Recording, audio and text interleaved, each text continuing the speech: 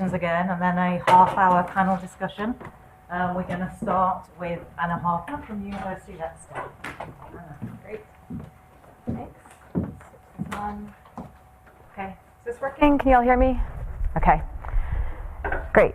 So, so this has been a great workshop so far, and thanks to the organizers for putting it together. It's been a really interesting several weeks with lots of good discussions. So I'm talking today about model coupling.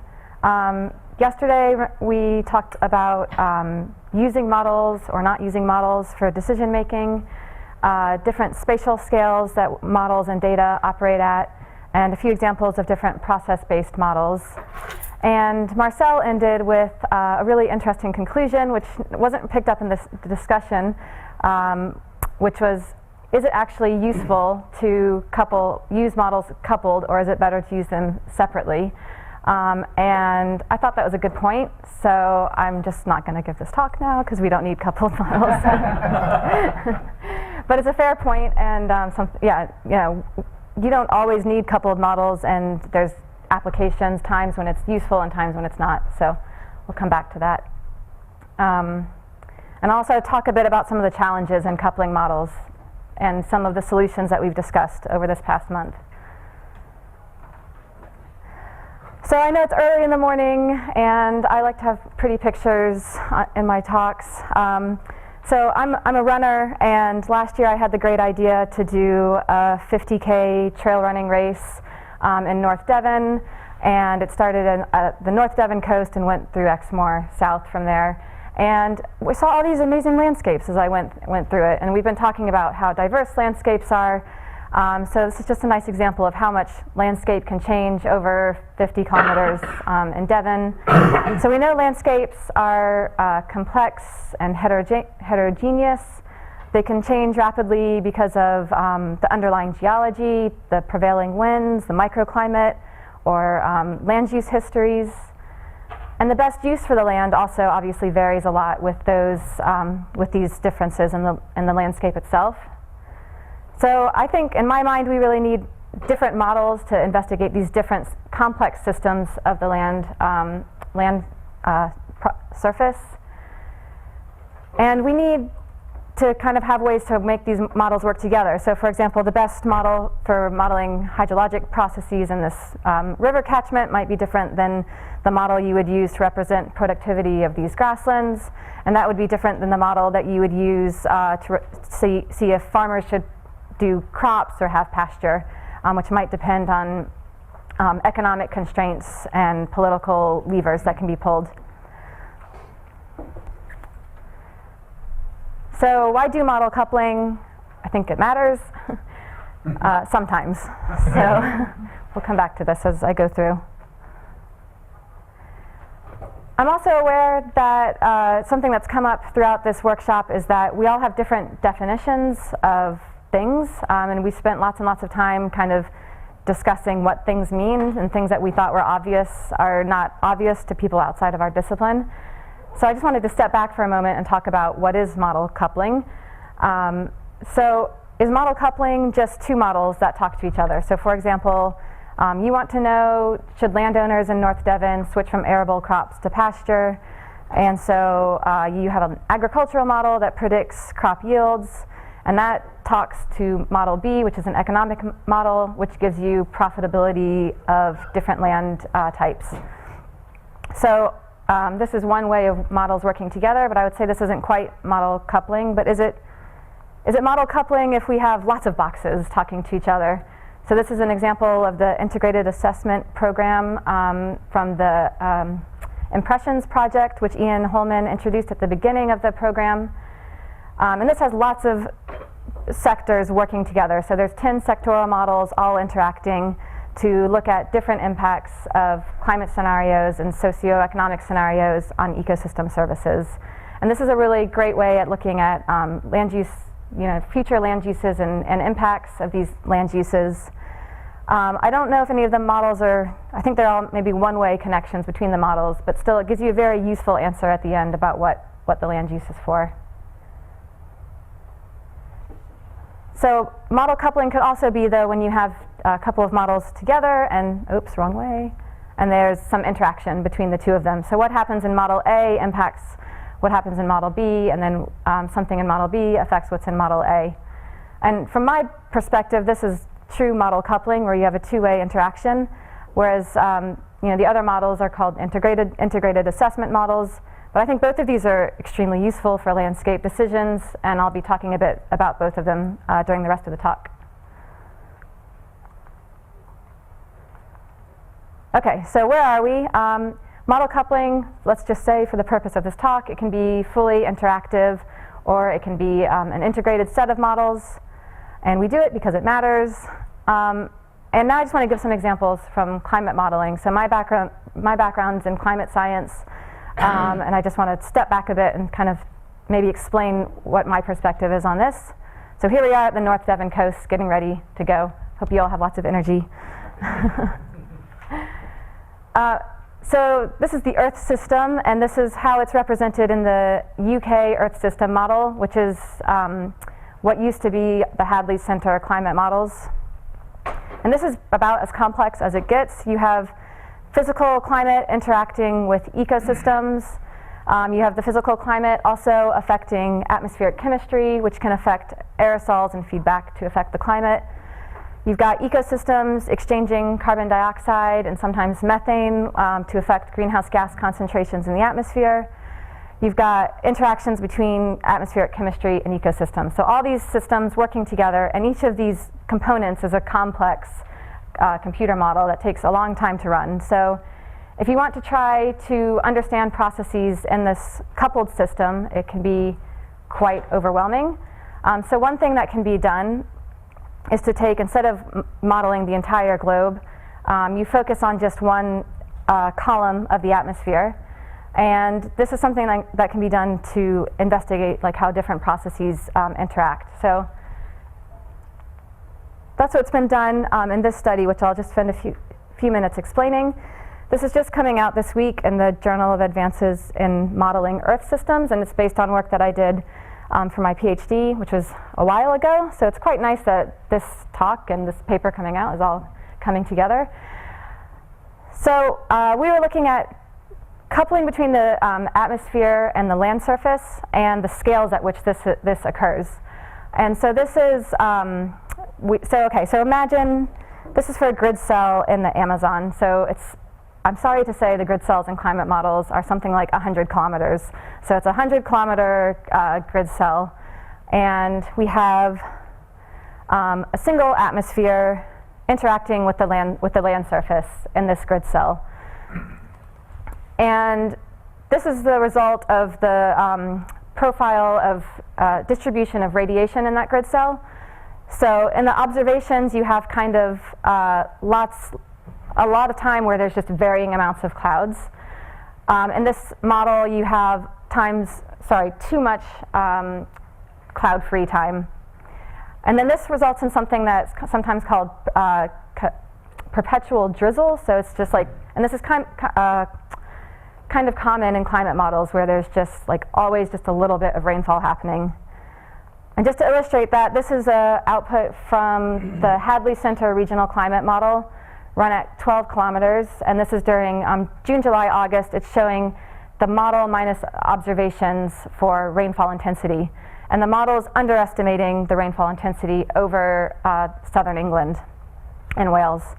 And so again, it illustrates this point that when models rely on cloud parameterizations, they often underestimate the intensity of rainfall because they're not actually representing the clouds. So one solution to doing this is to take your big grid cell and put some cloud resolving models within that grid cell. And that's what's been done next. And you get an improved distribution of the radiation. But it's still communicating with just one average land surface. So then if we have individual cloud resolving models communicating just with the land surface underneath them, then you get a much improved and actually very realistic distribution of the radiation. So these are about kilometer scale interactions between the clouds and the atmosphere, and this coupling is happening. And I think this is important not just because it's like, yay, we got the model to look like observations, but it's actually really important for what's happening on the land surface. So this is the Amazon, where there's a really dense canopy, and if you have just perpetual drizzle, the water just sits on the leaves, and then when the sun comes out later, there's still the water's on the leaves, and it evaporates back to the atmosphere, and it never gets down to the soil. But if you have intense heavy rainfall, then that goes through the canopy, reaches the soil, and then allows the plants to access it. And so it actually has an impact on the water resources for the surface and for the plants and how well they can function. I think maybe the opposite might be true in say for a grassland in the UK, where you don't have a dense canopy. So if you have intense heavy rainfall, then you'll have more runoff, less soil moisture, maybe lower productivity for crops. So these kinds of interactions on a small scale are actually really important for the things that we're talking about. And again, just to go back to this example from the regional climate model from the Met Office. So this is with the coarser resolution model that relies on cloud parameterizations. And then they have a higher resolution model now that actually resolves the convection, and this large bias in low rainfall intensities is removed. And this is now something that's available, say, through UK CP 18, so you can actually use these high resolution inputs for rainfall, which I think are quite important for what we're looking at. Okay, so where are we? So we've looked at an example.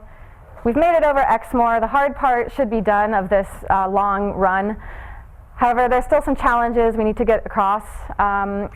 And actually, I think now the challenges are just beginning for model coupling. But I think I'm kind of a glass half full kind of person, so I think these are like opportunities to do exciting stuff. So the first challenge, I think, is communication. So there's, and a lot of these things were covered in the earlier talks as well from Ian Holman, and also Gordon Blair talked about some of these things. So we need good communication between the disciplines, making sure we're speaking a common language, making sure our definitions of what's going on in our models is compatible, and then also communication between the models. So does the input that model B needs the same as the output that model A is given? Are there differences in scale between the models? So there's all this communication that also has to happen on a technical level. So an example of trying to communicate across disciplines, I was part of a project where we tried to integrate a model of the socioeconomic system. So the NEV model, which represents Great Britain kind of socioeconomics and how that affects land use. And that's the model run by Ian Bateman and Brett Day. And we tried to use this with the Joules dynamic global vegetation model to look at changes in future productivity and needs for irrigation. Paul Ritchie was the postdoc on this project. He did all the modeling, and I couldn't find a picture of him, but this is Matt Ritchie, who's a striker for Bournemouth. I don't know, I don't follow football, but yeah, that's the only picture I could find when I Googled him. That is me before I cut my hair, I promise. But I don't like having pictures of myself up there, so you can see enough of me here. So anyways, so we learned a lot in this project. And so one thing was that, as I said before, we kind of spoke different languages, and we had to spend a lot of time talking together about the results. So we would do, both groups would do a model run, and then we'd get together and talk about it, and then we'd realize we had completely different assumptions as we were going into that model run, and we had to go back again and do the model runs again. And it was a great process, but it required kind of constant checking up on each other. And it was really, it wasn't a bore, it was great, but just doing these kinds of projects involve this kind of constant iteration. Another thing that was learned from this, and it's kind of obvious, but if you go from using a model on its own to coupling it, there's obviously going to be some kind of growing pains. You learn things about the model you didn't, you're using it in a different way. So for example, Joules is typically run for carbon cycle applications. It's run globally on these 100-kilometer grid scales. And this was the first time it had been run on a 2-kilometer resolution to look at carbon cycle stuff. So there are a lot of kind of growing, like the opposite of growing pains. Like we were trying to fit on a shoe that was too small. So learned a lot through that process as well. But yeah, I think the benefits of integrating models is you get the chance to challenge each other's assumptions and learn new things. And what was the other thing that I was going to say? Oh yeah, you might find out that the weaknesses of one model are a strength in another model. So obviously not every model is perfect. But for example, Joules doesn't represent irrigation fully, but the NEV model has a really good representation of irrigation. On the other hand, NEV for crops, they don't assume any kind of CO2 fertilization, and that's something that's represented more explicitly in the process-based modeling part of Joules. Okay, so we need to talk to each other, and this workshop has been a really great starting point, but I would hope that it wouldn't stop here, that somehow these kind of communications across disciplines could continue. And then we also need communication between the models. So in Gordon's talk, he mentioned making thin arrows thick, which I think is a nice way to think of it. So if we go back to this example of two models talking to each other, instead of having this thin connection between the two, we need to start thinking about the coupling between models as a thing. It's not just like a quick step that happens. And so, for example, as I was saying before, what if the two models have different resolutions? Then you'll need kind of spatial disaggregator methods. For example, the grain changer method that Laura talked about yesterday, or you'll need ways of perhaps downscaling. You might need transfer functions to get from the outputs of one model to the inputs of another model. And I think it's really important to point out that this is something that needs to be done, just not underestimated the but like the intensity of this process, that it's actually something that we need to be putting time and resources and thought into. And one thing that Gordon pointed out, which is, it'd be great if we started having toolboxes of things, of different methods that modelers could use when they're trying to couple or integrate models, so that they can, dig into these toolboxes to make this a bit more automated and less painful, I guess. Okay, another problem I see with model coupling is error propagation and uncertainty. So examples of this are errors and biases can be amplified during the coupling, and on the flip side you could have compensating biases, which they can occur in a single model, but you could also have biases that get compensated as you go down the line. Also, a coupled system behaves really differently from an uncoupled system, and if you have a complex system of models, then trying to figure out at which point a bias occurred could also be quite difficult. And then another problem is you could have cascading uncertainty, so you start out with a little bit with the first model, and then as you go along you have some more uncertainty, and then you go to the next model and you add more uncertainty, and eventually the uncertainty is greater than the signal that you have. So, and a lot of this was discussed by Ian Holman at the beginning of the program. So at this point, you might feel like I did after about 24 miles of running and just want to lay down in the middle of the grass, but we'll just keep going. So, amplifying errors and biases, I'm not going to address that here, but coupled system behaving differently from uncoupled systems and this complexity. I think emulators could be a way to address this, and we've heard a lot about emulators, especially Gaussian process emulators during this workshop. So for example, if you have some parts of the model chain that are especially slow, you can use an emulator to represent that part of the process, and that can speed up your analysis, enable you to do some uncertainty quantification and analyzing the sensitivity of that part of the system.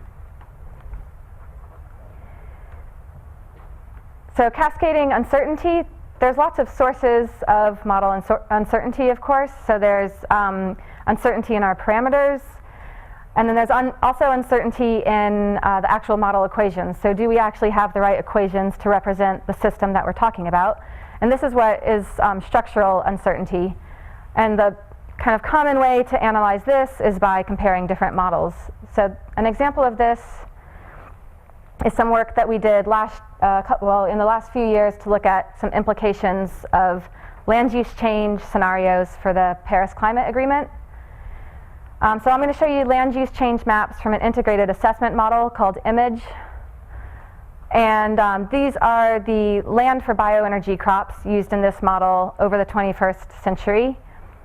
And the bioenergy crops in these scenarios are mostly used to produce bioenergy and then used with carbon capture and storage so that the carbon dioxide is ultimately removed from the atmosphere. And it's a really, really important part of these climate mitigation scenarios. So this shows where the bioenergy crops were grown in a scenario that was designed to meet 1.5 degrees and in a scenario designed to meet 2 degrees. And what we did is we took these land use maps and we ran them with the Joules dynamic global vegetation model to look at how effective actually the crops were at drawing down carbon dioxide and helping to meet these mitigation targets.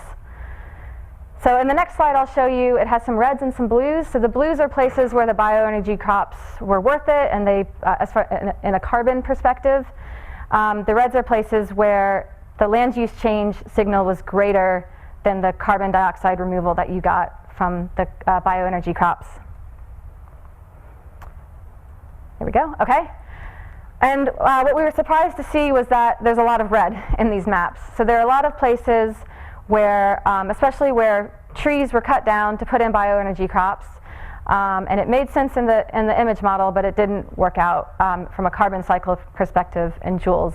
So this is quite important because if you imagine if all the world decides to work together to meet Paris Agreement, and part of that is bioenergy, and there's a huge investment in bioenergy, but then there's massive land use change to do this, and we would end up missing the mark. So the structural uncertainty is important. And kind of surprising because IMAGE uses a dynamic global vegetation model to decide where to put the bioenergy crop, well, partially to help decide where to put the crops. And it's a really good DGVM, it's LPJ-ML. And so this is an example, I think, where the structural uncertainty between models resulted in, and different modeling assumptions resulted in really drastically different results. So one thing I would say is we need to try to get away from analyzing single scenarios and using single models. So if we want to get away from single scenario analysis, Danny Williams is working on a proposal to address this for the next next bid for the Landscape Decisions program. And I'll try to describe this. It's not my brainchild, but the idea is to go from the idea, like I said, is to go from analyzing just one scenario to analyzing a suite or a whole spectrum of scenarios. And it's based on using Gaussian processor emulators. So for example, if we take Joules and we build a GP emulator of it, and you can run that over for lots and lots of land use scenarios instead of only just a few of them. And you can come up with a whole bunch of different outcomes from these land use maps. So all the things we've been talking about, like reaching net zero, the land contribution to net zero, whether where forests should be and where they'll grow the best, what kind of impacts that might have on water cycle. So if you end up with this kind of range of possible outcomes, and then try to define your good outcomes. So things, places where things aren't really, really awful. And then you go back and you have this subset of good outcomes from land use, and you go back and you use this NEV model, which I've been talking about earlier, that looks at different socioeconomic, political things that can be done to actually reach that land use map. So what are the policy levers that we can turn to get to these outcomes? And this is a way to not just, not feed into the model scenarios, but kind of let the models themselves explore the whole space of possible future scenarios. Okay. So I'm kind of at the end now, but I'll just do a little bit of recap and kind of the important things, I think. So model coupling is important. I kind of talked about why, from a land-atmosphere perspective, it's important, and also the scale is really important. So when we're looking at these fine-scale processes, what's going on the land and how it interacts with the atmosphere is really important and shouldn't be overlooked. There's also this idea of cascading uncertainty, and as you go down, the bounds of the uncertainty grow. This is a bit of a thought experiment, so we'll see how this goes. But I was thinking about this yesterday, and is there a way to help with this bound of uncertainty using some different methods? And it's kind of similar to what Chris mentioned yesterday, kind of using data, when he suggested using data assimilation methods to kind of constrain different parts of ecosystem processes. It's a different idea, but it's the same thing of taking something from one field and applying it to another. And it's from this single column model example that I gave to you. So when you run a single column model, so this is Q here is the water vapor in the atmosphere. So your model is the atmospheric model is simulating water vapor in the atmosphere, but you need something to come in from outside your square that you're simulating. So that's the boundary condition. That's the like upwind advection into your grid cell. And this is specified when we did these simulations with this equation here, where you have the Q coming in, which is specified, and you have this relaxation time scale over which your profile in your column is kind of relaxing back to the prescribed profile. And I don't know exactly how it would work out, but it just seems kind of similar to this problem where you have uncertainty getting bigger and bigger, but you want to somehow like push it back to realistic boundaries that you know that there should be. So maybe for the discussion or over coffee or whatever, it's just something to think about. Is there some way to use this kind of forcing that's used in atmospheric modeling as an idea to help us constrain the uncertainty that we get when we have integrated models with more and more uncertainty?